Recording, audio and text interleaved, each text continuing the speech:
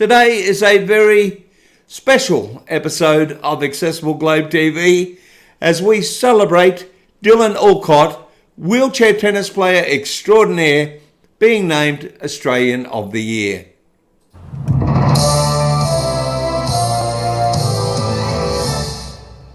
In a milestone event for people with disability throughout Australia, Dylan Alcott was named Australian of the Year. Dylan has been marvellous to watch as he's won many major wheelchair tennis titles. He's spoken throughout the globe and been a great advocate for people with disability. Right after being named Australian of the Year, he did a wonderful acceptance speech, and we are going to listen to that today. But during the speech, I may pause it at certain points and just give you some of my thoughts and the thoughts of other people with disabilities who have listened to the acceptance speech. Let's hear now from Dylan. Thank you, everyone.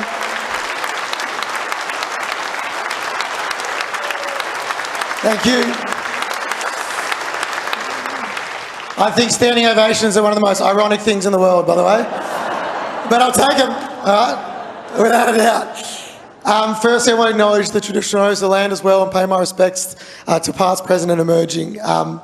To the Prime Minister, thank you so much. I honestly thought I was no chance tonight. I honestly didn't. I got off the court at 1 o'clock today. I won my semi-final at the Australian Open, luckily. I thought I was no chance. Then I got here and I saw this really good-looking ramp. And I thought, I might have a chance here. To be honest, that's a good-looking ramp. I thought, I'm underprepared. I'm shaken. To everybody that's not nominated for the Australian of the Year category, but absolutely everybody here tonight, congratulations on what you're doing. I feel ridiculous sitting up here, to be honest. I was looking at everybody's profiles, what you're doing. You don't need this to keep changing this country. You really don't. And I'm extremely honoured to be among all of you and to get the nod. As I said, congratulations on everything that you're doing. And I feel, the last 2 years have been so tough on so many people, and I feel honestly ridiculous being here. To our frontline workers, our nurses, our doctors, people running our vaccines, our AMBOs, our firefighters, you deserve this way more than a guy who hits tennis balls and likes talking. You know what I mean? I really mean that, and it's such a huge honour. And I know, I guess she has officially finished her turn as Australian of the Year, but it would be remiss of me without shouting out Grace Tame on an absolute incredible year.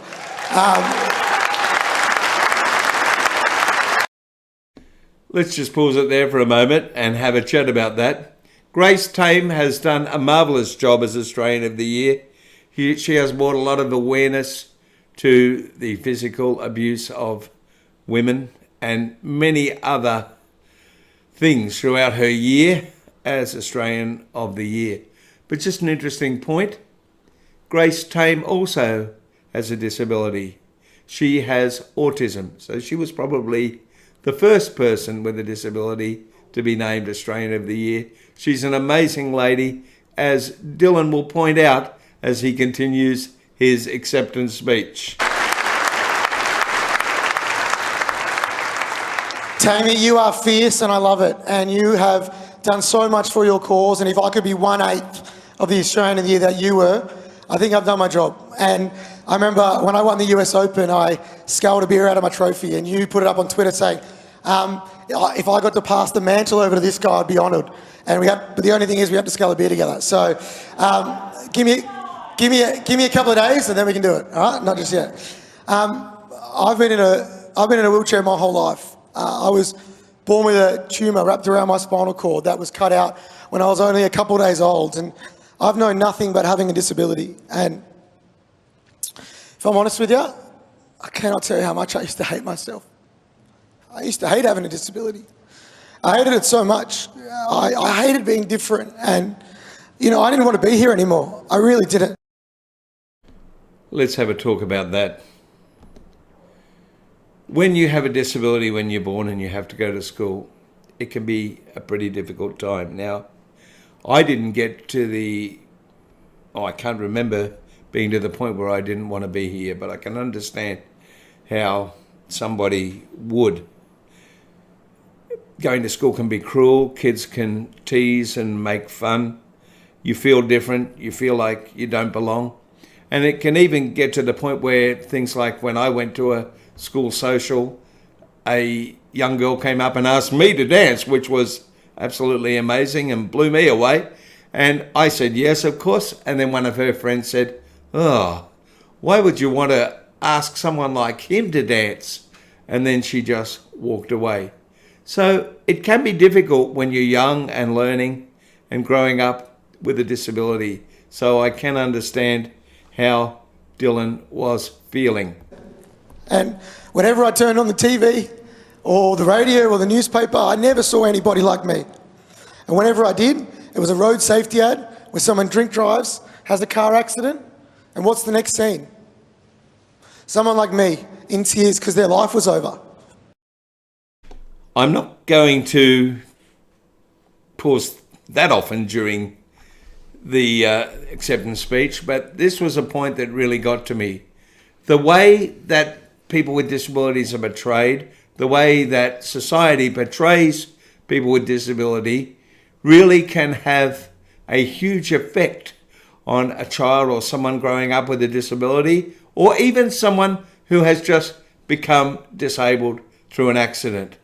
It can have a very negative effect, and it can have sometimes a very positive effect. Just one time when I saw it have a very positive effect, a young boy of about 6 or 7 in a wheelchair was going through Target in America, and he was wheeling through the store, and he came across a huge big hanging poster of a young boy his age in a wheelchair modelling some clothing. He'd never seen someone in a wheelchair portrayed in normal life. And according to his mother, he just smiled, stopped, and stared at the poster for around 4 minutes. That was a changing event for that young boy as he realised he was pretty much the same as everyone else. And I thought to myself, that's not my life. But I believed that was going to be my life. And I'm so lucky that I had one of the best family and some of the best friends and my beautiful partner, Chantel, and my whole team who told me that I was worthy and that I was allowed to be loved. And, you know, when I reached the end of my teenage years, I started seeing people like me. I also stand on the shoulders of giants, not literally. Still can't stand. He's stealing my jokes, by the way. Paralympic Or am I athletes stealing like his? Louise Savage, Kurt Fernley, Danny DeToro, people that are the reason that I got into sport, advocates like Stella Young, they paved the way so I can be here tonight. They should have been Australian of the Year as well. And I'm honestly so honoured to be up here, and it's because of them and everybody in my life that I sit here as a proud man with a disability tonight. I love my disability. It is the best thing that ever happened to me. It really is. And I'm so thankful for the life that I get to live. And now let's have a talk about that. Dylan has gone from somebody who didn't even want to be here anymore and despised who he was, kind of, to someone who is a proud man with a disability and actually, as you'll hear, wouldn't change it. Would not change having had a disability. And that's a really interesting point. As I did travel for people with disabilities throughout the globe, as we got to know each other, I would often ask the question, would you change what happened in your life? Would you change it and not have had your disability? And you know, over 70% of those people said they would not change it. Now, admittedly, this was as they were a little bit older in life, and they realised that their disability had helped make them the person that they were, and they actually liked who they were. Now, that's not the way everybody feels. Some people would change it, I understand that. Some people think it's ridiculous that we wouldn't change it. I understand that too. But it is an interesting perspective.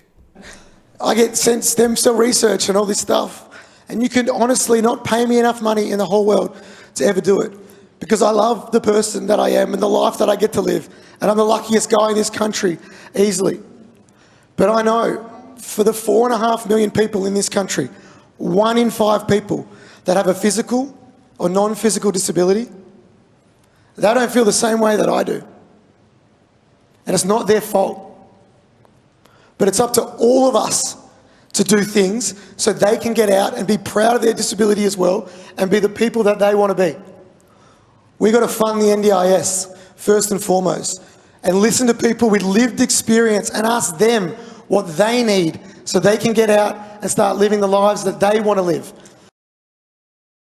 Another interesting point, as a person with a disability, and I know this is true from some of the other people I've spoken to, we do get tired of people that have got jobs, that have got positions, that have got all sorts of things happening, that have no lived experience with disability, and therefore, in general, they can't understand it in the way somebody that has had that lived experience can. Dylan is correct. We need more people with disabilities everywhere, including in the NDIS. You go through the NDIS, which is the National Disability Insurance Program in Australia, and most of the people are able-bodied, and sometimes it would be nice to be talking to someone with a disability.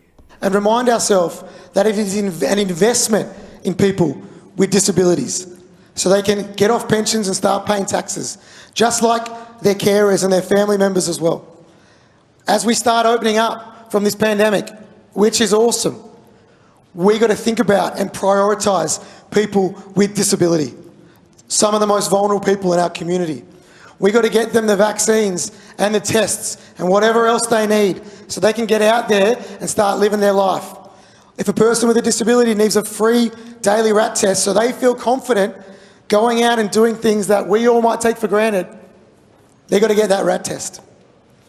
We've got to keep improving more employment opportunities for people with a disability as well. Of those 4.5 million people, only 54% of them are involved in the workforce.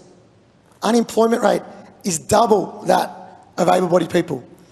Both figures haven't moved in 30 years. And guess what?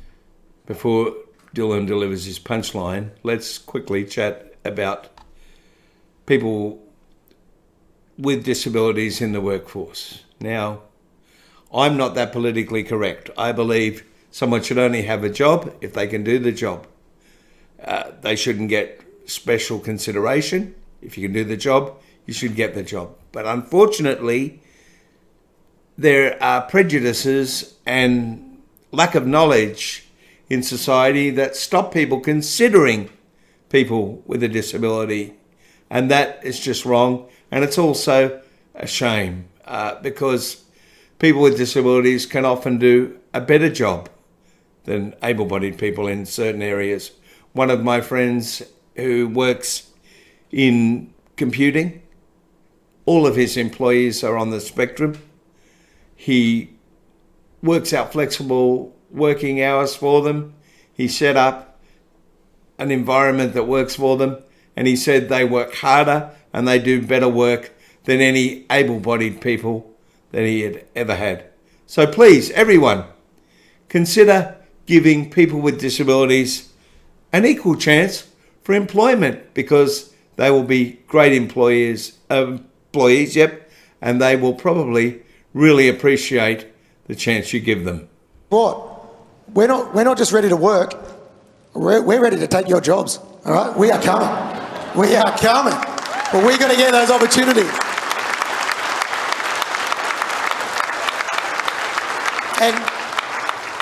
And lastly, we have to have greater representation of people with a disability absolutely everywhere.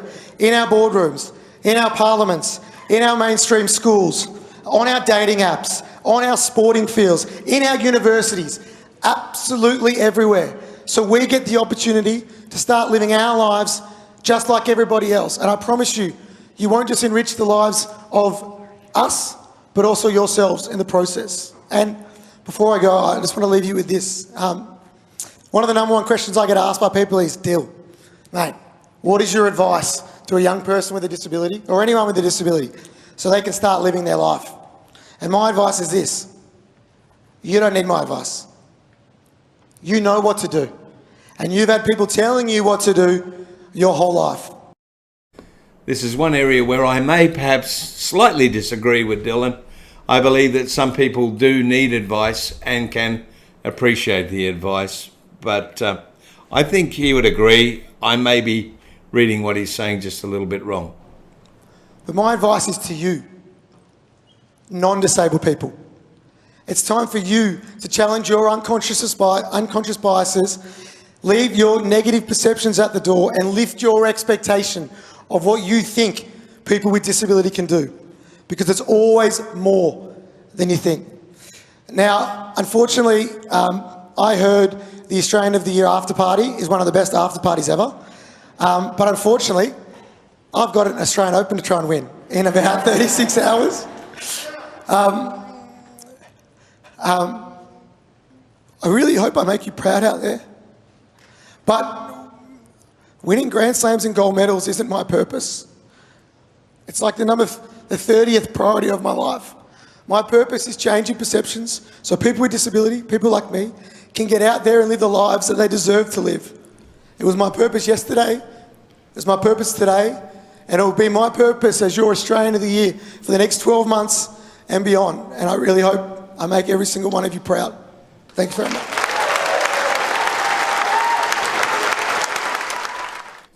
And you will, Dylan. You will make everybody proud. We know that. And we're already proud of you as people with disabilities. It was a great acceptance speech. It was deep and it had a lot of opinion in it that I'm sure we all 99% agree with. I can't wait to see what Dylan achieves during his year as Australian of the Year. It's a wonderful time for us. I'm really excited and I'm really, really proud of Dylan. And I hope that everybody out there will listen to him, learn from him, but most of all, enjoy him. Now, I just want to thank some of the people that have been part of our program and supported us, if we can. There's Simple Solutions and Hello World Travel in Harvey Bay. They're taking all the bookings for our upcoming Thailand and Philippine trips. We've got IOMI, who will make your house completely automatic. We've got Simple Solutions, who are an NDIS training company, and they are just incredible. They're wonderful people. And of course, the Australian government with the National Disability Insurance Scheme that's changed my life and helped me be able to do programs like this. Please, before I go, don't forget to subscribe and click the notification button and support us by watching us, because we really need you and we really want to keep making more programs. Thank you very much and see you next time on Accessible Globe TV.